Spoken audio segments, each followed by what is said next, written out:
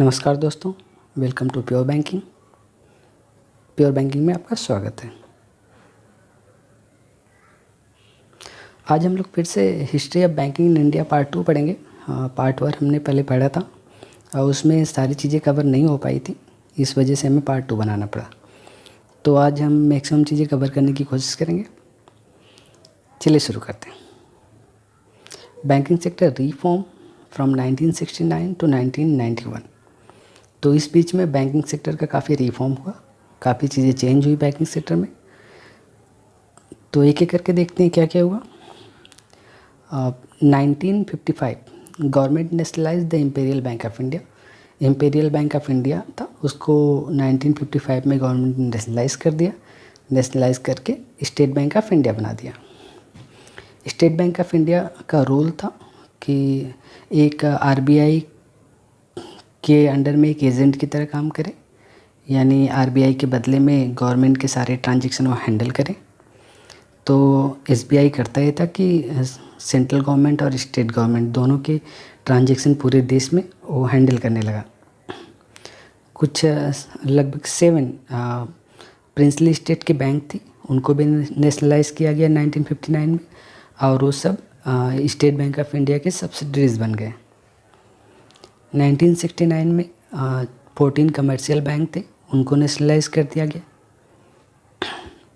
फिर इस फेज़ को आगे बढ़ाया गया। 1980 में 6 मोर बैंक को नेशनलाइज किया गया। तो इस तरह से 80% बैंकिंग सेक्टर पे इंडियन गवर्नमेंट का कब्जा हो गया, यानी 80% बैंकिंग सेक्टर इंडियन गवर्नमेंट के अंदर में आ गई। New phase of Indian banking system reforms after 1991। तो 1991 तक वो सब चला, बहुत सारी बैंकों को नेशनलाइज किया गया। अब उसके बाद फिर से रिफॉर्म आया 1991 के बाद। उसमें देखिए क्या क्या हुआ। 1991 में एम नरसिम्हन के अंडर में एक कमेटी गठित हुई। उस कमेटी का काम था कि बैंकिंग सेक्टर को लिबरलाइज करना और फ्लेक्सिबल बनाना कि उसके यहाँ तक लोगों की पहुँच हो सके। तो फ्लेक्सिबिलिटी का कंडीशन ऐसा रहा कि उसके बाद बहुत सारे फॉरेन बैंक इंडिया में आए, उन्होंने अपना एटीएम सेटअप किया, अपनी ब्रांच सेटअप की, और ओवरऑल जो मकसद था वो ये था कि सेटिस्फैक्ट्री सर्विस दी जाए कस्टमर को, यानी कस्टमर फ्रेंडली बैंक हो। उसके पहले तक कस्टमर की पहुंच बहुत कम थी बैंकों में, लेकिन इस रिफॉर्म के बाद कस्टमर की पहुंच बनने लगी, कस्टमर बैंक तक पहुंचने लगे बैंक की फैसिलिटी को अवेल करने के लिए। तो इसी बीच में फ़ोन बैंकिंग आया, नेट बैंकिंग भी आ गया। ये फ़ोन बैंकिंग और नेट बैंकिंग आफ्टर 1991 आया। नेशनलाइजेशन ऑफ बैंक, बैंक का नेशनलाइजेशन हुआ था। पहले 14 बैंक का नेशनलाइजेशन हुआ 19 जुलाई 1969 को। ये बैंक थी Allahabad bank, bank of Baroda, bank of India, bank of Maharashtra, central bank of India, Canara bank, Dena bank, Indian bank, Indian overseas bank, Punjab national bank, syndicate bank, UCO bank, union bank and united bank of India. ये 14 bank थी जिसका nationalisation हुआ 19 जुलाई 1969 को। इस phase को और आगे बढ़ाया गया। 15 जुलाई 1980 को 6 मोर बैंक का नेशनलाइजेशन किया गया, जिसमें Punjab and Sind Bank, Vijaya Bank, Oriental Bank of India, Corporate Bank, Andhra Bank and New Bank of India. तो इस तरह से 6 और 14 टोटल 20 बैंक हो गए जिनका नेशनलाइजेशन किया गया। फिर 1993 में गवर्नमेंट ने न्यू बैंक ऑफ इंडिया को पीएनबी में मर्ज कर दिया। तो banking structure in India, banking structure देखते हैं। सबसे जो ऊपर होता है वो आरबीआई होता है, रिजर्व बैंक ऑफ इंडिया। उसके नीचे सारी बैंकें काम करती हैं। तो scheduled bank and non scheduled bank. Scheduled bank के अंतर्गत आती हैं commercial bank and cooperative bank. Commercial bank के अंतर्गत क्या क्या है? Public sector bank, private sector bank, foreign bank, regional rural bank, ये सब कमर्शियल बैंक है। कोऑपरेटिव बैंक में क्या क्या? State cooperative bank, district cooperative bank, other cooperative bank, ये कोऑपरेटिव बैंक के अंदर। तो पब्लिक सेक्टर बैंक में एसबीआई आता है, नेशनलाइज बैंक आता है, अदर पब्लिक सेक्टर बैंक, ये सब पब्लिक सेक्टर बैंक के अंदर में आती है। रिजर्व बैंक ऑफ इंडिया को देखते हैं थोड़ा। इस्टेब्लिश हुआ 1935 में, apex body of Indian banking system, headquarter Mumbai में है इसका। RBI functions, financial supervision, regulator and supervisor of the financial system, regulator and supervisor of the payment and settlement system, banker and debt manager to government, managing foreign exchange, अच्छा foreign exchange को भी manage करता है, issuing of currency, bankers bank, regulator of the banking system. अच्छा, इसमें जो bankers bank है, यहाँ से एक क्वेश्चन बनता है कि RBI is a bankers bank, तो इसे आप याद रखना है, बैंकर्स बैंक है। Detection of fake currency, developmental role है इसका, कस्टोडियन टू फॉरेन एक्सचेंज का कस्टोडियन भी है आरबीआई। शेड्यूल बैंक देख लेते हैं। Schedule bank in India refers to those bank which have been included in the second schedule of RBI Act 1934। यानी 1934 जो आरबीआई एक्ट है उसके सेकेंड शेड्यूल में शेड्यूल बैंक के बारे में बोला गया है। RBI in turns include only those banks in this schedule which satisfy the criteria laid down by section 42(6)(a) of the said act। अच्छा, इस एक्ट के 42(6)(a) में जो क्राइटेरिया दी गई है जो उसे फुलफिल करेगा या सेटिस्फाई करेगा वो सब शेड्यूल बैंक होंगी। Every schedule bank enjoys 2 type of principal facilities. इनको कुछ फैसिलिटी भी आरबीआई देता है। It becomes eligible for debt loans at the bank rate from the RBI से लोन ले सकते हैं बैंक रेट पे। It automatically acquires the membership of clearing house. इनको क्लियरिंग हाउस की मेंबरशिप अपने आप मिल जाती है। 2 इनको फैसिलिटी मिलती है जो बाकियों को नहीं मिलती है। नॉन शेड्यूल बैंक्स क्या है? नॉन शेड्यूल बैंक उसका अपोजिट होगा। अगर उसमें से सेकेंड शेड्यूल का जो क्राइटेरिया फुलफ़िल करेगा वो शेड्यूल बैंक था, तो ये उसमें फुलफ़िल नहीं करेगा, यानी सेकेंड शेड्यूल में नहीं आएगा वो। तो non schedule banks are those banks whose name does not appear in the second schedule of Reserve bank of India Act 1934। तो जिसका नाम सेकेंड शेड्यूल आरबीआई एक्ट 1934 के सेकेंड शेड्यूल में जिसका नाम नहीं है वो नॉन शेड्यूल बैंक है। Are mainly the local area bank. ये छोटे छोटे बैंक होते हैं जो लोकल एरिया के होते हैं, and they are very few of them, ये बहुत कम है। These banks are not under any obligation to fulfill CRAR norms or keep reserves। ये उसके लिए बाध्य नहीं है फुलफिल करने के लिए। They work on the lines of A cooperative society. ये कोऑपरेटिव सोसाइटी की लाइन पे काम करते हैं। Help people in need with mutual aspiration. ये जो सोसाइटी के लोग होते हैं, जो रूरल एरिया के लोग होते हैं, उनकी हेल्प करते हैं। Subhadra local area bank limited is and a few. अच्छा, Subhadra local area limited bank जो है ये इसका एग्जाम्पल है। Commercial bank in India are the backbone of all major economic activities in the country. तो कमर्शियल बैंक इस देश की इकोनॉमी की बैकबोन मानी जाती है। यहाँ पे लोग अपने पैसे जमा करते हैं और ज़रूरत पड़ती है तो ये जो कमर्शियल बैंक है लोगों को लोन देती है, होम लोन देती है, मैरिज लोन देती है, कार के लिए लोन देती है, बिजनेस के लिए लोन देती है। हर तरह की लोन कमर्शियल बैंक से मिलता है। तो इसका प्राइमरी फंक्शन क्या है? Accepting deposit. एक डिपॉजिट हमसे लेती है और हमें एडवांस लोन देती है, यानी हमें लोन भी देती है। इसका सेकेंडरी फंक्शन है ओवरड्राफ्ट फैसिलिटी। आप ओडी फैसिलिटी भी ले सकते हो यहाँ से। डिस्काउंटिंग बिल ऑफ एक्सचेंज, यहाँ पे डिस्काउंटिंग बिल ऑफ एक्सचेंज की फैसिलिटी है। Agency functions, general utility functions, ये इसके फंक्शंस हैं। Public sector banks are those banks which are owned and controlled by the government. इसको गवर्नमेंट कंट्रोल करती है क्योंकि इसका मैक्सिमम शेयर गवर्नमेंट के पास होता है। All the nationalised banks and regional rural banks are public sector banks. यानी सारे नेशनलाइज्ड बैंक या आरआरबी जो पब्लिक सेक्टर बैंक है। This banks are the nationalised banks undertaken by the government of India in a way are the others. किसी भी तरीके से ये गवर्नमेंट ऑफ इंडिया के अंतर्गत में काम करती है क्योंकि इसका मैक्सिमम जो शेयर होता है वो गवर्नमेंट के पास होता है। Nationalised bank account over the 75% of the overall business transaction that happen in the country. यानी इस देश का 75% ट्रांजेक्शन जो होता है नेशनलाइज्ड बैंक के थ्रू ही होता है। इन सब में स्टेट बैंक ऑफ इंडिया जो है वो टॉप 50 बैंक में आती है। वर्ल्ड की जो टॉप 50 बैंक है उसमें एसबीआई का नाम है। As per the recent report, अभी जो रिसेंट रिपोर्ट आई है, अभी बहुत सारा अमलगमेशन हुआ है स्मॉल बैंकों का लार्ज बैंकों में। उसके बाद टोटल 12 पब्लिक सेक्टर बैंक है इंडिया में एज ऑफ नाउ। ये है 12 public sector bank.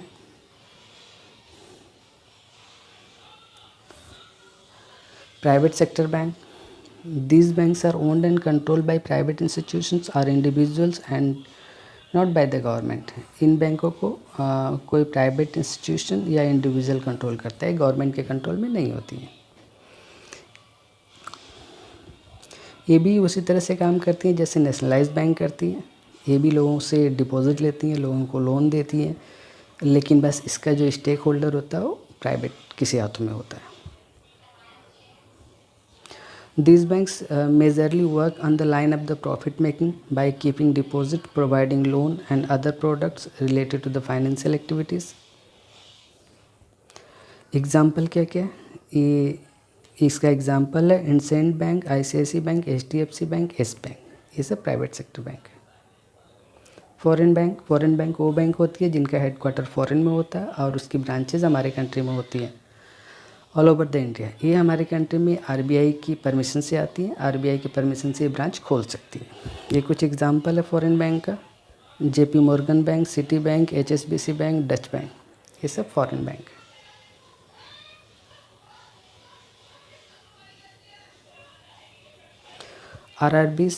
RRB act 1976 के अंतर्गत बनी थी इस देश में। इसका मेन मोटो ये था कि यहाँ पे जो रूरल लोग हैं उनको सब इकोनॉमिकली सपोर्ट प्रोवाइड किया जाए। तो इसको ध्यान में रख के बना गया था ताकि यहाँ के फार्मर्स को, रूरल फार्मर्स को, रूरल ट्रेडर्स को, रूरल बिजनेसमैन को इकोनॉमिक सपोर्ट दिया जा सके। These rural banks work on a specific line and serve major functions like providing financial credit support to rural and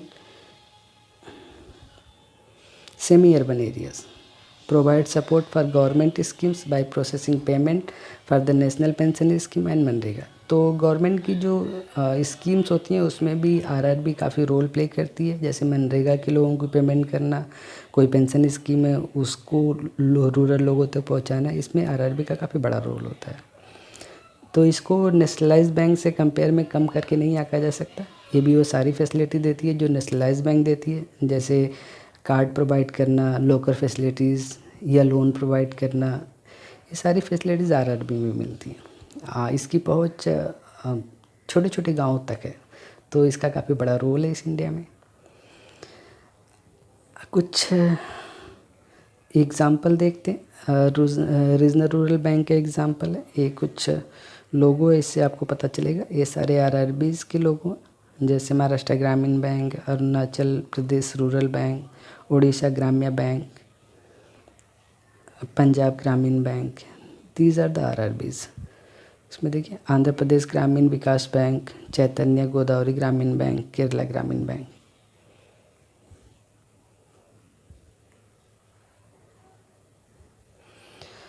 cooperative bank देख लेते हैं। Cooperative bank is an institution establish on the cooperative basis and dealing in ordinary banking business. अच्छा, cooperative basis पे इसका establishment हुआ था और ordinary business करते हैं ये लोग। Like other bank the cooperative banks are founded by collective funds through shares accept deposits and grant loan. ये भी वो सारे काम करती है जो बाकी बैंकें करती हैं।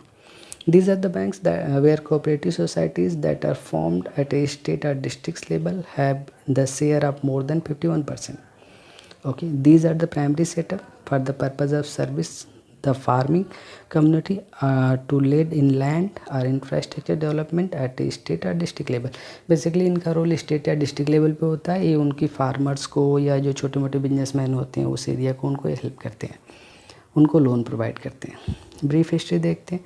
The problem of the rural credit was the key reason behind the advent of the cooperative movement in India which begin with the passes of the cooperative societies act 1904। Okay, rural cooperative credit institutions could either be short term or long term in nature. Further, short term cooperative credit institutions are further subdivided into state cooperative banks, district cooperative banks and primary agriculture cooperative societies. ये इसका history है। Function क्या है इनका, they function with the rule of 1 member 1 vote, ये इनका main function है। And function on no profit no loss basis, यानी कोई फ़ायदा और कोई नुकसान नहीं। It performs all the main banking functions of deposit, mobilization, the supply of credit and provision of remittance facilities, इनका मेन फंक्शन है। It provide financial assistance to the people with small means to protect them from the debt trap of the money lender. Specially जो villagers होते हैं वो money lenders के चक्कर में फंस जाते हैं और पूरी उम्र वो उनका सूद भरते रहते हैं। यानी एक छोटा सा अमाउंट लेके उसी से जो मनी लेंडर्स होते हैं उनको पूरी उम्र जब तक वो ज़िंदा रहते हैं तब तक उन्हें परेशान करते हैं। तो इससे बचाने के लिए भी इस तरह की बैंकें आई थी या आरआरबीज आई थी ताकि उनको इस मनी लेंडर से बचाया जा सके। ये एडवांस लोन भी देती है अपनी मेंबर्स को। रूरल फाइनेंसिंग फॉर फार्मर्स करती हैं, cattle, milk, hatchery, personal finance, ये सब भी ये करती हैं। अर्बन फाइनेंसिंग के नाम पे सेल्फ एम्प्लॉयमेंट के लिए भी ये लोन देती है। इंडस्ट्रीज स्मॉल स्केल यूनिट के लिए लोन देती है। होम फाइनेंस भी करती है, कंज्यूमर फाइनेंस करती है, पर्सनल फाइनेंस, इन सब चीज़ों में भी ये लोन देती है। स्टेट कोऑपरेटिव सोसाइटी क्या करती है, it is a federation of central cooperative bank. Central cooperative bank का एक फेडरेशन है and act as a watchdog, एक वॉचडॉग की तरह काम करता है। They obtain their funds from share capital, deposits, loan and overdraft from the reserve bank of India and can lend money to central cooperative bank and primary societies and not directly to the farmers. Okay, they provide a link through which the Reserve Bank of India provide credit to the cooperatives and thus participate in the rural finance. Function क्या है इसके, they function as balancing centers for the central cooperative banks by making available the surplus funds of some central cooperative banks. The central cooperative banks are not permitted to borrow or lend among themselves. Okay, वो permit नहीं करता कि आपस में loan ले या दे।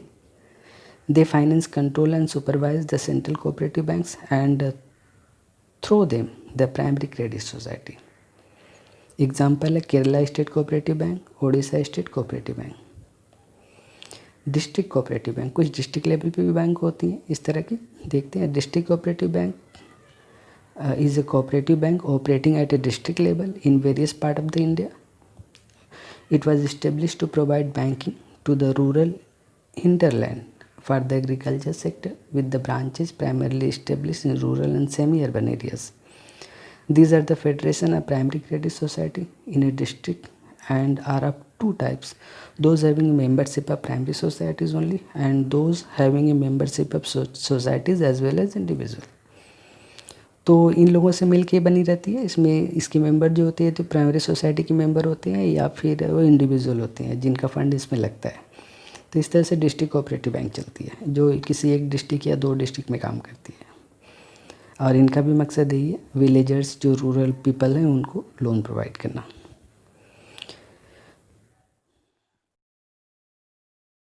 Of the bank consist of share capital, deposit, loan and overdraft from the state cooperative bank and joint stock. These banks provide finance to member societies within the limit of the borrowing capacity of societies. They also conduct all the business of a joint stock bank. Example है Pune district cooperative bank, Pune district central cooperative bank. Okay, देख से Nashik district central cooperative bank. These are the example of the district cooperative bank. Primary credit society देख लेते हैं थोड़ा। The primary cooperative credit society is an institution of borrowers and non borrowers residing in a locality. The funds of the society are derived from the share capital and deposits of members and loans from central cooperative banks. The borrowing power of the members as well as the society are fixed. Okay, इनका borrowing power fix होता है। The loans are given to members for the purchase of cattle, fodder, fertiliser, pesticides. अच्छा, इनको इसलिए loan दिया जाता है कि ये जो खेती की सामान है, खेती से जुड़े हुए सामान यानी किसानों से जुड़े हुए सामान है उनको खरीद सकें। डेवलपमेंट बैंक ऑफ इंडिया, थोड़ा इसके बारे में देखते हैं। Industrial development bank, agriculture development bank, export import development bank, housing development bank. Industrial development bank में IFCI, IDBI, SIDBI। Agriculture development bank NABARD, export import development bank EXIM, housing development bank NHB। तो industrial development bank of India IDBI, इसको देखते हैं। Establish हुआ था 1 जुलाई 1964 को। इसका काम था in to provide financial assistance to industrial enterprises. जो इंडस्ट्रियल इंटरप्राइजेज है उनको असिस्टेंस प्रोवाइड करता है, यानी उनको लोन दे सकता है।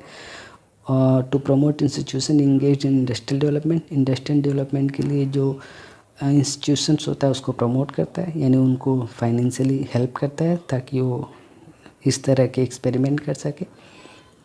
To provide technical and administrative assistance for promotion, management और expansion of industries. Technical assistance भी प्रोवाइड करता है ताकि इंडस्ट्रीज़ का एक्सपेंशन हो सके। To undertake market and investment research and survey in connection with development of industries. तो investment और सर्वे भी करता है ताकि फाइनली ओवरऑल इसका ये मोटो है कि इंडस्ट्रीज़ डेवलप हो। इसके लिए बनाया गया इंडस्ट्रियल डेवलपमेंट बैंक। EXIM, इसके नाम से एक्सपोर्ट इंपोर्ट बैंक, तो ऑब्वियसली एक्सपोर्ट इंपोर्ट पे फोकस करेगा। इस्टेब्लिश्ड हुआ था 1 जनवरी 1982 को। इसका काम है एक्सपोर्ट और इंपोर्ट को प्रमोट करना, प्लानिंग करना, उसे डेवलप करना, टेक्निकल असिस्टेंस प्रोवाइड करना, उनके प्रमोशन में हेल्प करना ताकि वो और डेवलप हो सके, उनके मैनेजमेंट और एक्सपेंशन ताकि उनके बिजनेस को और बढ़ाना, ये भी इसका काम था। टेक्निकल सपोर्ट भी प्रोवाइड करता है। Undertaking market and investment survey and techno economic studies related to development of exports of good and services. तो मार्केट सर्वे भी करता है, उनको टेक्निकल असिस्टेंस भी प्रोवाइड करता है ताकि उनकी सर्विस और ज़्यादा बेहतर हो सके, ताकि उनका एक्सपोर्ट बढ़ सके। तो EXIM का काम है। नेक्स्ट है NABARD, national bank for agriculture and rural development. NABARD established हुआ था 12 जुलाई 1982 को। एक कमेटी गठित हुई थी, B शिवरामन कमेटी, इनके रिकमेंडेशन से हुआ था। इसका भी काम है कि एग्रीकल्चर और रूरल एरिया को हेल्प प्रोवाइड करना। तो फंक्शन ऑफ नाबार्ड देख लेते हैं। क्रेडिट फंक्शन क्या है? Farming policy and guiding for rural financial institutions, उनके लिए पॉलिसी बनाना। Providing credit facility to issuing organisation, credit facilities उनको प्रोवाइड करना। Monitoring the flow of ground level rural credit उनको प्रोवाइड करना। Preparing of credit plans annually for all districts for identification of credit potential, यानी credit potential भी check करता है, उनके लिए प्लान बनाता है ताकि वो देखता है कि रूरल एरियाज़ में कितना पोटेंशियल है, कहाँ पे कितने हेल्प की ज़रूरत है, या कहाँ पे फाइनेंशियली हेल्प या प्लानिंग की ज़रूरत है ताकि वो और डेवलप हो सके। बेसिकली रूरल एरियाज़ को डेवलप करने के लिए नाबार्ड बनाया गया। इसका लोगो है। डेवलपमेंट फंक्शन क्या है? Help cooperative banks and regional rural bank to prepare development action plan for themselves, यानी RRBs और कोऑपरेटिव बैंक को हेल्प करता है तो ताकि वो अपना डेवलपमेंट प्लान बना सकें रूरल एरियाज़ में। Help regional rural banks and sponsor bank to enter into MoU with state government and cooperative banks to improve their affairs of the regional rural bank. तो इनके माओ में भी हेल्प करता है, sponsor bank और RRBs के माओ में, ताकि इन दोनों का एग्रीमेंट हो सके, क्योंकि RRBs किसी न किसी स्पॉन्सर बैंक के अंडर में काम करता है।